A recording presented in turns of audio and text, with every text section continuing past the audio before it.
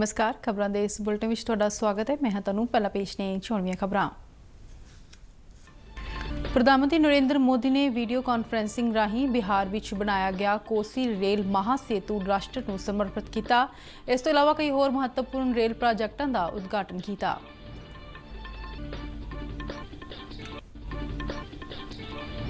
प्रधानमंत्री मोदी ने अपने जन्मदिन ते बधाई देने वालियां नूं कोविड-19 के नियमां की सख्ती नाल पालना करने की अपील की।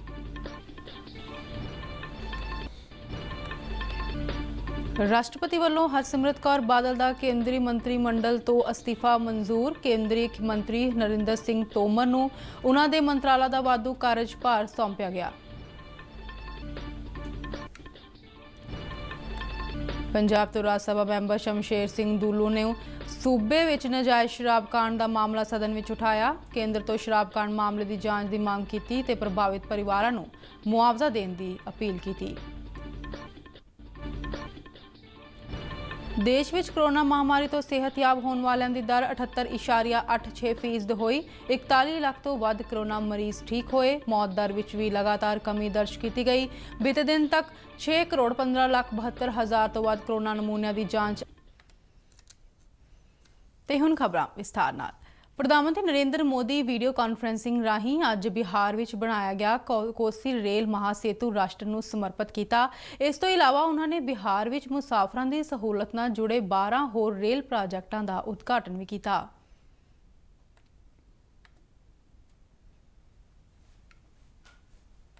इन्हां प्रोजैक्टां विच क्योल दरिया ते नवे रेलवे पुल, 2 नवीं रेलवे लाइनां, 5 बिजलीकरण प्रोजैक्ट, 1 इलैक्ट्रिक लोकोमोटिव शैड और बड़ बख्तियारपुर विचाले तीजी रेलवे लाइन का प्रोजैक्ट शामिल है। कोसी रेल महासेतु बिहार और उत्तर पूरब के पूरे खेतर नूं जोड़न वाला एक इतिहासिक प्रोजैक्ट है। इस प्रोजैक्ट नूं 2003-4 विच उस वेले की केंद्र सरकार ने मंजूर किया सी अते 1.9 किलोमीटर लंबे महासेतु की निर्माण लागत 516 करोड़ रुपए है। यह पुल भारत नेपाल सरहद नाल लगदे इलाकिਆਂ ਲਈ विशेष रणनीतिक महत्व वाला प्रोजैक्ट है ਅਤੇ ਇਹ प्रोजैक्ट कोविड महामारी दौरान मुकम्मल होया है। प्रधानमंत्री नरेंद्र मोदी ने अपने जन्मदिन ते बधाई और शुभकामनावां देने वाले सारे ही लोगों का धन्यवाद किया है और कहा है कि देश में चल रही कोरोना वायरस महामारी नूं फैलन तो रोकने लई मास्क पाउण और समाजिक दूरी के नियमों की सख्ती नाल पालना करन। कल देर रात अपनी ट्वीट सुनेहे विच प्रधानमंत्री ने लिखा कि कई लोगों ने उन्हां तो पूछा है कि वह अपने जन्मदिन ते की चाहुंदे ने, जिस दे जवाब विच उन्होंने लिखा है कि कोविड-19 महामारी तो बचण लई मास्क पाउण और समाजिक दूरी के नियमों की पालना करन। उन्होंने कहा कि सही तरीके नाल मास्क पाउणा जारी रखो, समाजिक दूरी के नियम की पालना करन लई 2 गज की दूरी नूं याद रखो, भीड़ वालियां थावां ते जाण तो बचो और बीमारी नाल जूझण दी अपनी समर्था नूं सुधारो। प्रधानमंत्री ने कल 70वें जन्मदिन ते देश भर तो लोगों ने उन्हां नूं वधाई दी सी, जिस दे जवाब विच प्रधानमंत्री ने कहा है कि वह हर व्यक्ति के शुक्रगुजार ने जिन्हां ने उन्हां नूं जन्मदिन की वधाई और शुभकामनावां दित्तियां। मोदी ने कहा है कि देशवासियों वालों दित्तियां शुभकामनावां उन्हां नूं होर बल बख्शणगियां, जिस नाल ओह देश और देश के नागरिकों की बेहतरी लई होर मजबूती नाल काम कर सकणगे। राष्ट्रपति रामनाथ कोविंद ने फूड प्रोसैसिंग मंत्री हरसिमरत कौर बादल का केंद्रीय मंत्रिमंडल तो दिता गया अस्तीफा मंजूर कर लिया है ते हदायत दी है कि उन्होंने मंत्रालय का वाधू कार्यभार खेतीबाड़ी मंत्री नरेंद्र सिंह तोमर नूं सौंपया जाए। राष्ट्रपति भवन तो अज सवेरे जारी किए गए एक बयान में कहा गया है कि प्रधानमंत्री की सलाह ते हरसिमरत कौर बादल का केंद्रीय मंत्रिमंडल तो अस्तीफा तुरंत प्रभाव नाल मंजूर कर लिया गया है और खेतीबाड़ी मंत्री नरेंद्र सिंह तोमर नूं उन्हां दे मंत्रालय तो इलावा फूड प्रोसैसिंग के मंत्रालय का वाधू कार्यभार सौंपया गया है। हरसिमरत कौर बादल ने लोक सभा विच कल खेती सुधारा बारे बिलां नूं पास किए जाने के विरोध विच केंद्रीय मंत्रिमंडल तो अपना अस्तीफा दे दिता सी। पंजाब के मुख्यमंत्री कैप्टन अमरिंदर सिंह नूं पिछे ਜਿਹੇ सूबे विच वापरे शराब कांड मुद्दे ते जिथे अकाली दल बीजेपी और आम आदमी पार्टी वालों भारी आलोचना का सामना करना पिया, उत्थे ही उन्हां दी अपनी पार्टी कांग्रेस के संसद मैंबर भी उन्हां नूं घेरन का कोई मौका नहीं छड्ड रहे। राज सभा विच अज पंजाब तो संसद मैंबर शमशेर सिंह दुल्लू ने सूबे विच नाजायज़ शराब का मामला उठाया ते केंद्र नूं इस मामले विच दखल देण अते शराब माफिया की जांच कराउण की बेनती की। दुल्लू ने सरकार तो शराब कांड कारण मारे गए लोगों के वारसां नूं मुआवजा देने की भी अपील की थी। देश में कोविड-19 तो सेहतयाब होने वालों की दर 78.86% हो गई है। बीते दिन देश भर में 87,472 कोरोना मरीजों को सेहतयाब ऐलानिया गया। केंद्रीय सेहत मंत्रालय के एक बुलारे ने दस्सिया कि देश भर में हुण तक कोरोना तो ठीक होने वाले मरीजों की कुल गिनती 41,12,551 हो चुकी है। बुलारे ने कहा है कि सेहतयाब होने वालों की दर में हो रहे लगातार सुधार नाल देश में एक्टिव केसां की दर कुल कोरोना की पुष्टि वाले मामलों के मुकाबले घट के सिर्फ 19.52% रह गई है। सेहत मंत्रालय वालों देश भर में टैसट ट्रैक और ट्रीट के सिद्धांत किए जा रहे उपरालिਆਂ ਨਾਲ सेहतयाब होने वालों की दर वधी है और मौत दर घटी है। भारत में इस वेले कोरोना महामारी नाल मरण वालों की दर 1.62% रह गई है।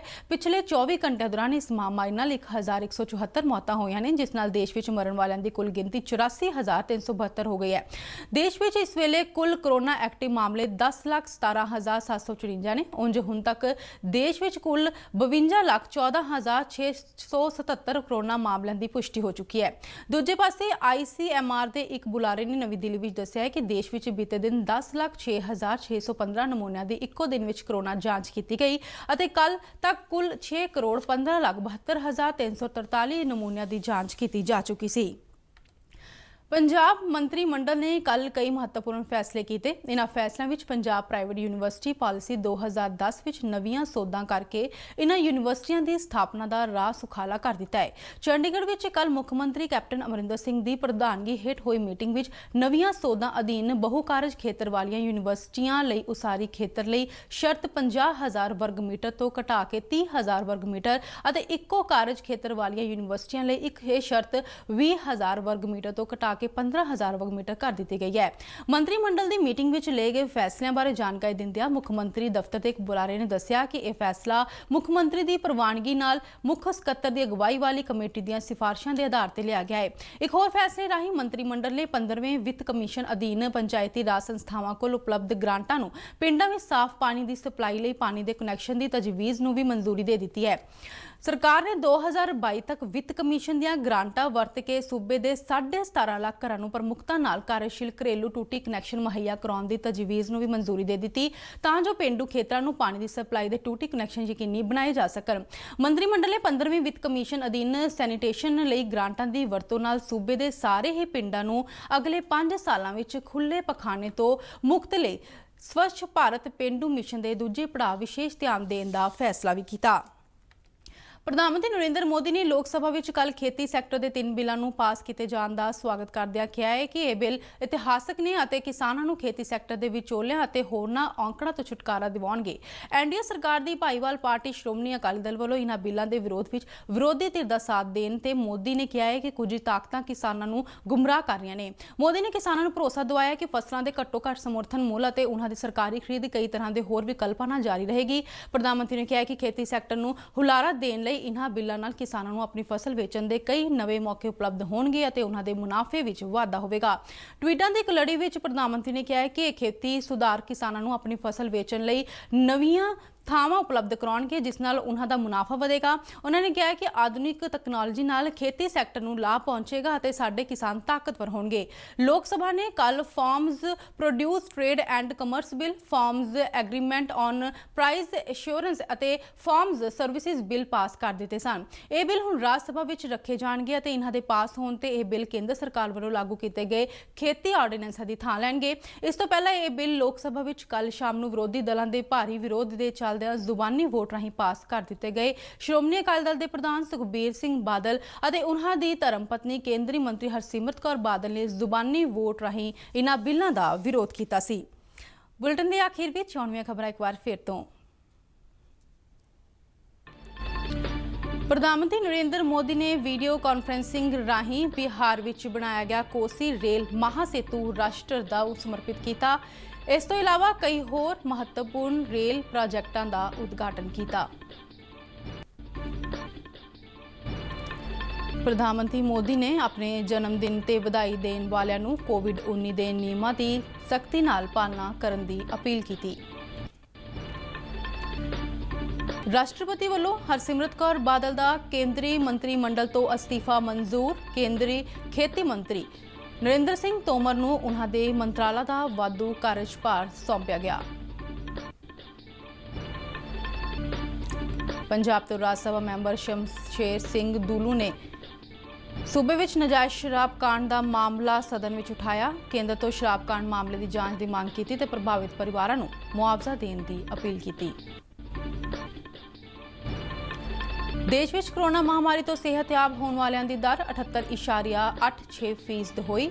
41 ਲੱਖ ਤੋਂ ਵੱਧ ਕਰੋਨਾ ਮਰੀਜ਼ ਠੀਕ ਹੋਏ। ਮੌਤ ਦਰ ਵਿੱਚ ਵੀ ਲਗਾਤਾਰ ਕਮੀ ਦਰਜ ਕੀਤੀ ਗਈ।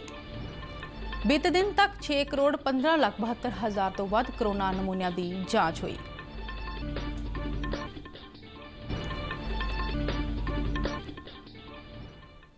ਇਸ ਦੇ ਨਾਲ ਹੀ ਖਬਰਾਂ ਦਾ ਬੁਲਟਨ ਖਤਮ ਹੁੰਦਾ ਹੈ। ਆਗਿਆ ਦਿਓ, ਨਮਸਕਾਰ।